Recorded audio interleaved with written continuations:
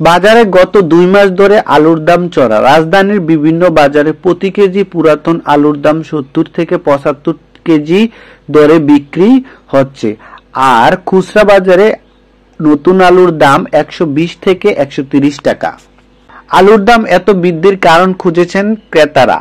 বিক্রেতাদের জানান, বেশি দামে কিনে এনে তো কম দামে বিক্রি করতে পারবো না। পাইকারি বাজারে আলুর দাম বাড়লে খুচরা বাজারেও বাড়বে, না হয় আলু বিক্রি বন্ধ করতে হবে। কিন্তু পাইকারি বাজারে কেন বেশি দাম, এই বিষয় সম্পর্কে জানা নেই খুচরা বিক্রেতাদের।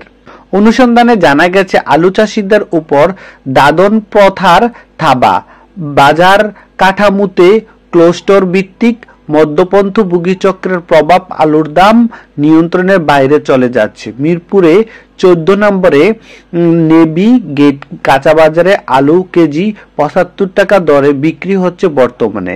এত দামের পরও গুমরা মুখে কিনে নিচ্ছে যাচ্ছে অনেকে, কারণ বাঙালির পাতে আলু চাই।